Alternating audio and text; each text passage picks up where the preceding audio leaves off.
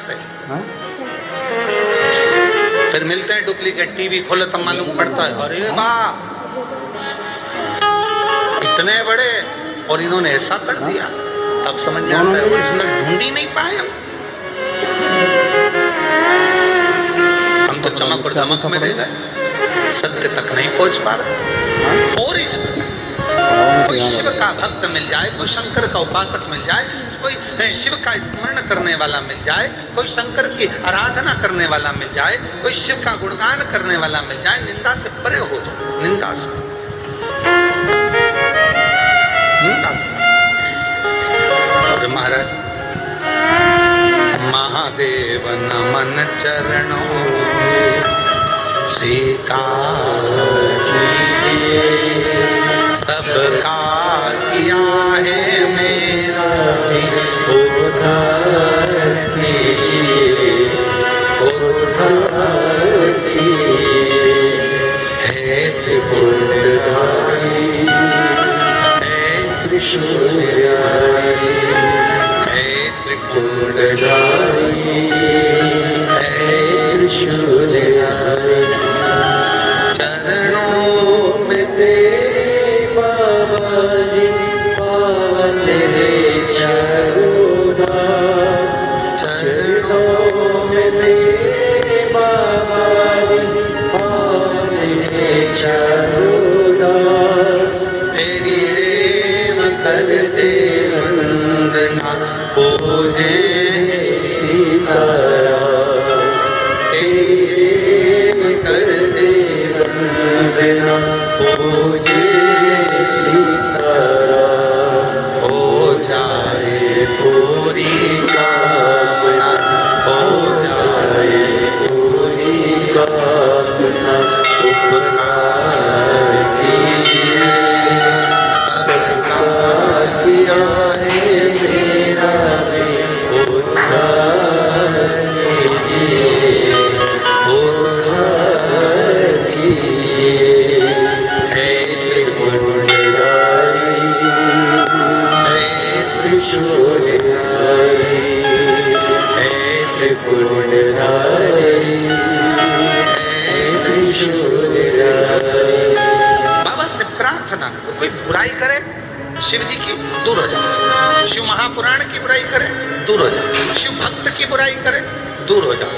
ना सुनना ना कहना, हाजी भी नहीं कहना, ओंकारा भी नहीं भरना।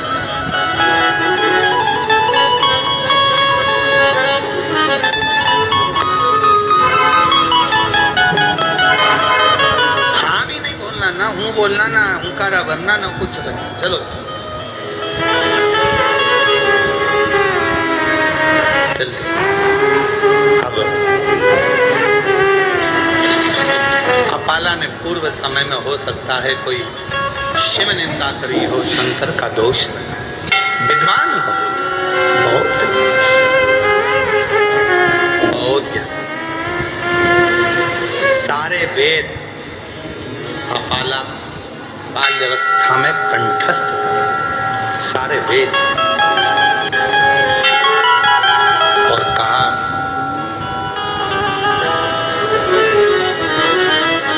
अपाला ने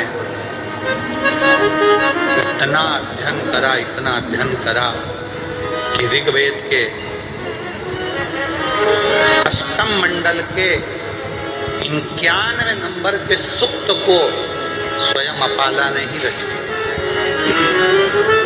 ऋग्वेद का अष्टम मंडल का 91 नंबर के सूक्त को अपाला ने रचना करी।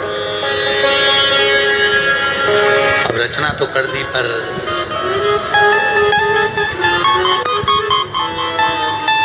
माता अनसुईया जी ने कहा कि बेटी का विवाह कैसे होगा, शरीर में चल, बेटी के शरीर में इतना बड़ा रोग कौन विवाह करेगा, कौन? वरों के लिए ढूंढना चालू करा, यहाँ वहाँ जाते, सबसे कहते कोई सुनेगा। और धीमा बजाओ भोलानाथ, डमरू धीमा बजाओ, धीमा बजाओ भोलानाथ, डमरू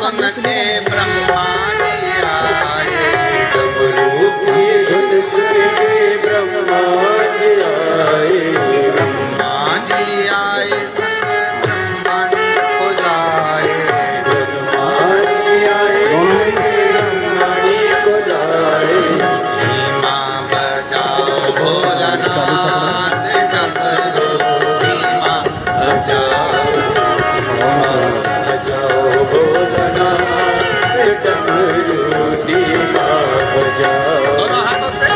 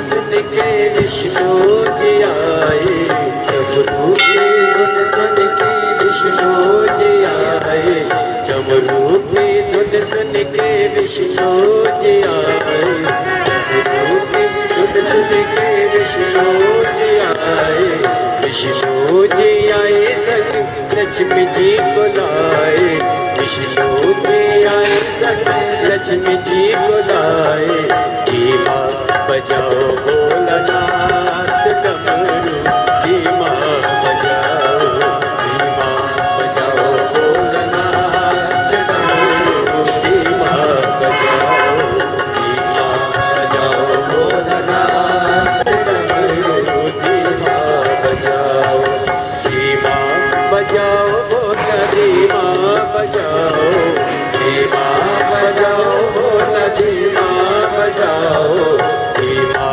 बजाओ भोला, धीमा बजाओ, धीमा बजाओ भोला, धीमा बजाओ, धीमा बजाओ भोलानाथ डमरू, धीमा बजाओ, धीमा बजाओ भोलानाथ डमरू, धीमा बजाओ।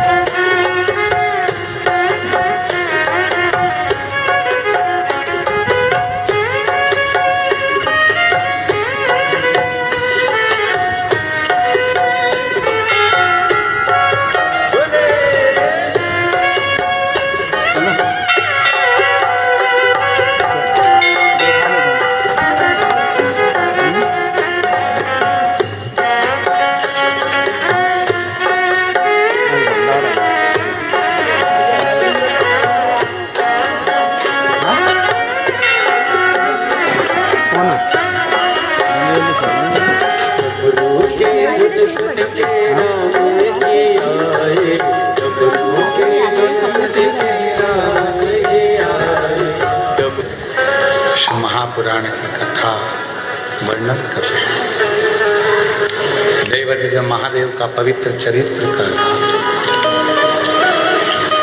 अपाला की शादी किससे करी जाए?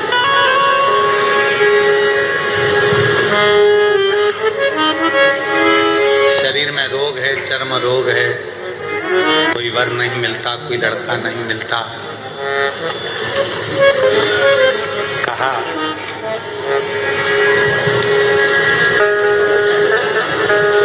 इंद्रदेव प्रसन्न हो। क्यों? ऋग्वेद की अष्टम मंडल की 91 नंबर के सूक्त को जैसे ही अपाला ने रचा, इंद्रदेव प्रसन्न और उन्होंने अपाला को देवादिदेव महादेव की आराधना में लगा दिया। अपाला शिव की आराधना। अच्छा वर पाना है, अच्छी कन्या चाहिए, अच्छी नौकरी चाहिए, अच्छा रोग मुक्ति हो जाए, कैसा भी रोग है वो मुक्त हो जाए, कितना भी कड़क रोग क्यों ना हो, उससे भी अगर मुक्ति चाहिए, अपना कर्म पूरी लगनता से करो।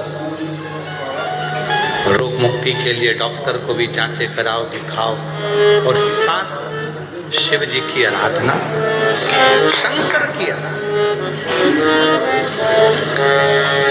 ऐसा कोई बता दो जिसको शिव जी ने नहीं दिया। भगवान राम जी को लंका का राज्य दे दिया, भगवान कृष्ण को जब संतान नहीं थी तो संतान किसको नहीं? तेरी कृपा का क्या है भरोसा, कब किस पर हो जाए जरा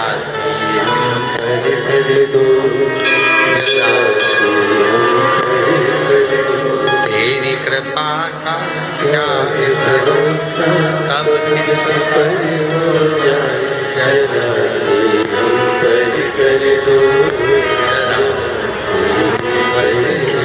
जिस पर भी हो गई तेरी कृपा करुणा हो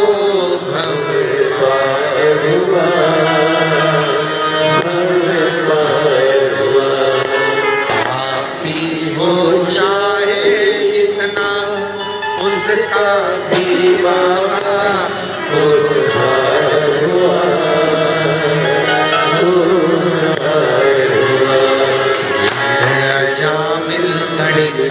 जैसे तेरे मन को जरा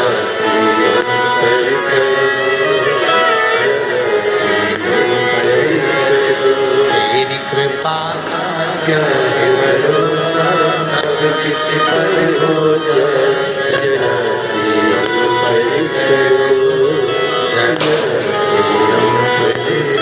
अपाला ने शिव जी की आराधना प्रारंभ की।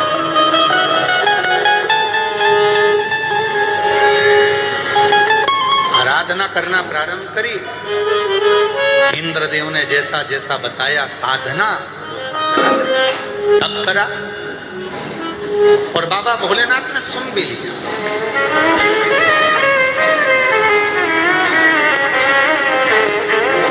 एक कुशाश्व नाम के ऋषि हुए जो आंत्र ऋषि के आश्रम में आए भ्रमण कर,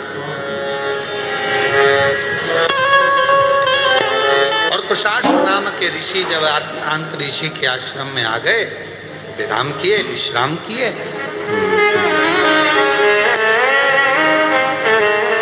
देखा 2 दिवस तक जब निवास किया, और निवास करने के बाद देखा अपाला को, तो सुंदर तो थी, बस चर्म रोग था शरीर में, सुंदर बहुत थी।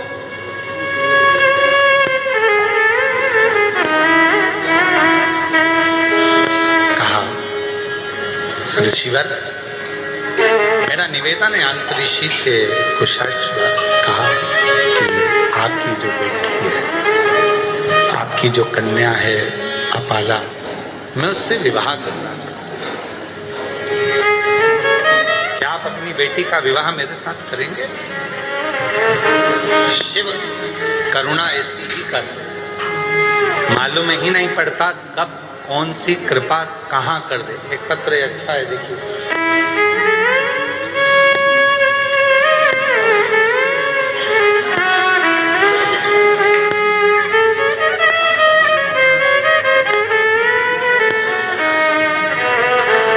मनीषा राजेश पाटिल जलगांव से,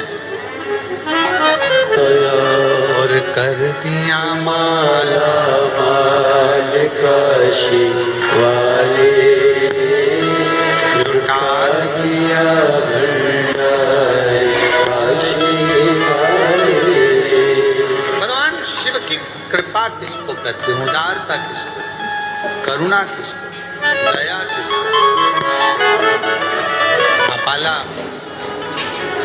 शिव की साधना से कुशाश्व के साथ में उसका विवाह हो गया, कुशाश्व के साथ में परिणाम। अब जरा विचार करिए कि शरीर में चर्म रोग हो और विवाह हो जाना कितना कठिन है। पर उसकी कृपा जब होती है सब कार्य अपने आप होने लगते हैं। सोचो नहीं वो भी हो जाए तो समझ लो शंकर जी की बड़ी उदारता है, शिव जी की बड़ी कृपा है। जो सोचा नहीं तो भी हो गया। आप में से कई माताएं भाई ऐसे होंगे जिन्होंने सोचा ही नहीं होगा कि हम क्या इतने करीब में बैठकर शिव महापुराण की कथा सुन रहे हैं। उदारता हो जाए तो सोचा ही नहीं तो भी हो रहा है। प्रभु आपकी कृपा से सब काम हो रहा है। करते हो भोले बाबा मेरा नाम हो रहा है। भोले आपकी कृपा से सब काम हो रहा है। सोचा ही नहीं तो भी हो रहा। अपाला का विवाह हो गया, चली गई। विवाह कर अपने पति के गांव घर पर शरीर में रोग और बढ़ता चले गया। चर्म रोग इतना बढ़ गया कि शरीर में गंध आने लगी। पति ने ले जाकर उसको जंगल में छोड़ दिया। जंगल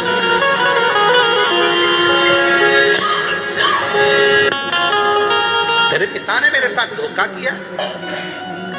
अपाला हाथ जोड़कर कहती है मेरे पिता ने धोखा नहीं किया। पिता ने तो कहा था मेरे शरीर में चर्म रोग है, पर आपने कहा कि सुंदर है मैं इससे विवाह करूंगा। करा, रोग बढ़ा, धक्का देकर निकाल दिया बाहर। जंगल में घूम रही अपाला, कहाँ जाऊं, किसके पास? फिर मन में आया कि पति ने निकाल दिया, पर पिता थोड़ी ना शरीर देखता है, माता थोड़ी ना शरीर देखती। माता पिता तो ऐसे होते हैं, अगर बच्चा बेकार भी है, उसको कोई रोग भी है, तो भी माँ बाप उससे दूर नहीं हटते, उसको करीब रखते हैं, करीब रखते हैं। माता पिता थोड़ी ना दूर करते। अब ईमानदारी से बोलो, अगर बच्चे को बुखार आ रहा है, बच्चा रात को चमक रहा है, डर रहा है, उसको बुखार आ रहा है, कोई बच्चे को एकदम तकलीफ हो गई और माँ बाप कहे नहीं नहीं मैं हाथ नहीं लगाऊंगी, मैं इसके पास नहीं जाऊंगी, इसको फीवर है, इसको बुखार है, इसको शरीर में कष्ट है। शिव महापुराण की कथा कहती है कोरोना जैसी बीमारी भी आई, आप लोगों ने दर्शन किया होगा। उस कोरोना जैसी बीमारी में सबने साथ छोड़ दिया, भाई बंधु कुटुंब कबीला कोई ना साथ दे, पर माँ बाप भले बच्चे की तकलीफ थी, लोग कह रहे हैं तुम बीमार हो जाओगे मत जाओ, पर माँ बाप अपने बच्चे को नहीं छोड़े। माँ बाप तो उसको लगा साथ, माता पिता। अपाला को लगा कि मैं कहाँ जाऊं, पति ने निकाल दिया, वन में छोड़ दिया, कहाँ घूमूंगी, शरीर में रोग है, जाओ क्या, चली गई। और अपाला चली, एक काम करती हूँ अपने पिता के पास जाती हूँ, पिता के पास। अपाला अंतरिषि की कुटिया में पहुंच गई। मानसुइया ने देखा बेटी तेरा तो मैंने विवाह कर दिया था, तो अपने पति के घर चली गई थी, फिर यहाँ कैसे आ गई? माँ पति ने निकाल दिया, वन में घूम रही थी, कहाँ जाती तो आपके पास आ गया।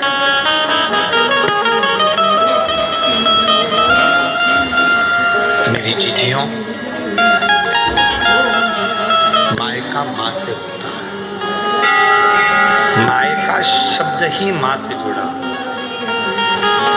माँ ने तुरंत कहा क्या चिंता करती है, यहाँ रहे माँ, शरीर में चर्म रोग बढ़ गया है, गंध आ रही है, सब दूर हट जाते हैं।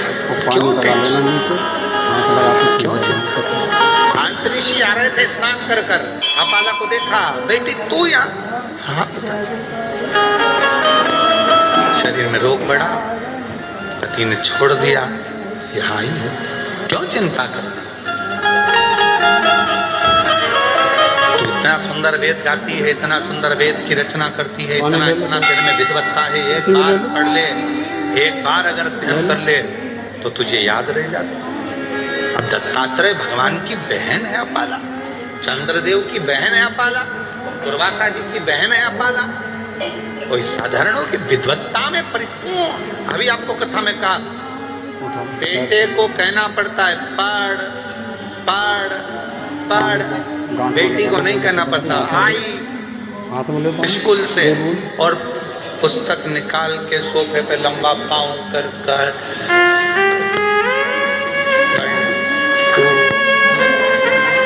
कुछ नहीं करेगी तो अपनी कलर निकाल लेगी और बोई पोतती रहेगी। उस बेटी को, बेटे को कहना पड़ता है। और बेटा आया स्कूल से, ये उठा, कार उठाई, ये उठाया, वो उठाया, यहाँ दौड़ वहाँ दौड़, ये फेंक वो फेंक। और बेटी आई स्कूल से, अपनी बुक निकाली, मम्मी जल्दी देखो आज मेरे को गुड मिला है, मम्मी देखो, मम्मी देखो, आई देखो, पापा सबको बताइए, पापा ताऊ, बड़े पापा, आंटी, अंकल, सबको, दादी दादा, बैग खोल खोल के लाई, सबको दिखाई। और बेटा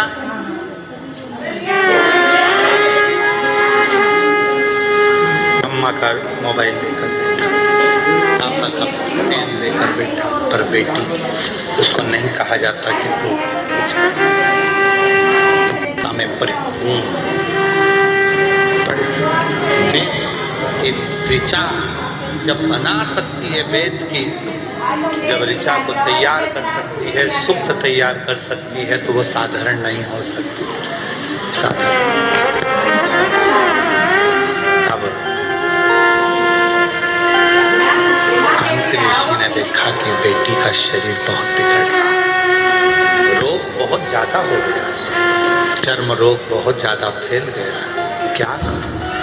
तब ऋषि ने कहा कि बेटी, क्या तूने, इंद्रदेव ने कहा था तो तूने क्या शंकर भगवान की साधना नहीं करी? करी, मैंने तब करा, साधना करी, उसी से तो मेरा विवाह हुआ था। फिर ये शरीर में रोग।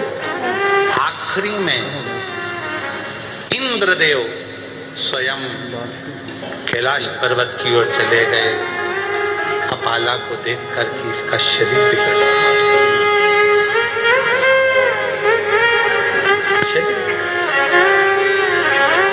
पूरी दुनिया की पहली स्त्री थी, पहली कन्या थी देवताओं में जो विद्या के प्रति इतनी जागरूक थी। आज के जमाने में लोग बेटियों को पढ़ाने से पहले विचार करते हैं कि पढ़ाएं ना पढ़ाएं, इतनी पढ़ ली बहुत है। पहली बेटी थी आंतरी ऋषि की बेटी अपाला, जो विद्या अध्ययन में प्रखर थी, जो वेद में भी अपनी ऋचाओं को, सुक्त को प्रदान कर देती थी, वो अपाला थी। इंद्रदेव ने कैलाश पर्वत पहुंचे, शिव जी तो कैलाश पर मौन होकर बैठे थे। किससे कहें कि अपाला को एक रोग है और अपाला मुझे भजती है और मैं जाऊंगा नीचे उससे मिलने के लिए तो मुझसे वर मांगेगी। एक बार मैंने उसको साधना बता दी थी, पर उसके बाद उसका विवाह तो हो गया था, फिर तकलीफ, शरीर में रोग। इंद्रदेव पहुंचे देवादिदेव महादेव के पास में, शंकर भगवान मौन, नंदी बैठे थे। नंदी शिव जी की ओर निहार रहे, शंकर जी बोले कुछ। इंद्रदेव ने जाकर पाला से कहा, पाला अगर तेरे शरीर में रोग है तो तू भी एक काम कर, कुछ मत कर, शिव जी को निहार। नंदी हमको प्रेरणा देता है। शंकर भगवान के मंदिर में जो नंदी की स्थापना होती है शिव मंदिर के बाहर, वो हमको प्रेरणा देता है कि इधर उधर ना झांकते हुए शंकर पर दृष्टि लगा लो, वो तुम्हारी सृष्टि बदल देगा, तुम्हारी जिंदगी बदल देगा। वो नंदी सीख पर हमारी आदत बुरी है। हम मंदिर जाते हैं तो 10 जगह पर ध्यान लगाते हैं, हम कथा में भी जाएंगे तो 50 जगह हमारा ध्यान जाएगा, अगर मंदिर भी जाएंगे तो 50 जगह ध्यान जाएगा, तीर्थ जाएंगे तो 50 जगह ध्यान जाएगा। यहाँ तक शिव महापुराण की कथा कहती है कि यदि आप काशी विश्वनाथ जी का दर्शन करने के लिए काशी में पहुंचे हो तो सबसे पहला लक्ष्य तुम्हारा ये होना चाहिए कि मुझे विश्वनाथ जी से मिलना, मुझे बाबा का दर्शन, कृष्णेश्वर बेलूर गए हो मुझे शिव जी का दर्शन कर, मुझे भीमा शंकर गए हो, भीमा शंकर, मेरी मासी के यहाँ बाद में जाऊंगी, दूसरे मंदिर बाद में जाऊंगी, पहले सबसे पहले मुझे जाना है तो मेरे बाबा के यहाँ जाना, जिससे मिलने के लिए आई। आप लोगों ने कथा में सुना कि नहीं सुना? हमने एक बार कथा में कहा था कि आपके घर के पास में अगर शंकर जी का मंदिर है, आप वहाँ जा रही हो ना, आपकी पड़ोसन कितनी भी अच्छी आपकी बेस्ट फ्रेंड है, आपके रिश्तेदार रहते हो, कुछ भी रहता हो, और आप शंकर जी के मंदिर से जब वापिस आओ तो किसी के दरवाजे पर रुकना नहीं, सीधे अपने घर पर आना, क्योंकि शिव जी को जब जल चढ़ाकर लोटा जो लेकर जाते हो, पानी का लोटा लेकर जाते हो, कलश लेकर जाते हो, एक लोटा जल लेकर जाते हो, जब शंकर भगवान को चढ़ाते हो तो शिव जी ने लक्ष्मी को वर दिया था भगवान नारायण को देने से पहले कि लक्ष्मी जो मेरे मंदिर में आकर एक लोटा जल चढ़ाएगा उसका पात्र खाली नहीं जाना चाहिए, उस पात्र में तुम बैठकर उसके घर तक जाओगी। अब मालूम पड़े हम पड़ोसी क्या रुक गए, बहन क्या रुक गए, रिश्तेदार क्या रुक गए, नातेदारों क्या रुक गए, वहाँ बैठकर बात करने लगे तो अपना जल की जो लक्ष्मी होती है, पात्र की जो लक्ष्मी होती है, वहाँ रुक जाती है, उस पात्र को लेकर घर तक। कुबरेश्वर धाम पर लोग आते हैं, जितने लोग कुबरेश्वर धाम आते हैं हम उनसे भी कहते हैं कि आप आए हो तो बाबा से मिलने के लिए। ऑटो वाला कहेगा हम तुम्हें यहाँ ले चलेंगे, ऑटो वाला कहेगा, गाड़ी वाला कहेगा हम तुम्हें वहाँ ले चलेंगे, बहुत सारे मंदिर है हम यहाँ घुमाए वहाँ घुमाए, ये करे वो करे, उससे एक बात कर दो, हे भैया मैं मेरे बाप के घर आई हूँ, कुबरेश्वर धाम आई हूँ, अपने मायके आई हूँ, पहले मुझे वहाँ लेकर चलो, मेरे बाबू के पास, मेरे पिता के घर, पहले उससे मिलूँ, उससे अगर मैं जाकर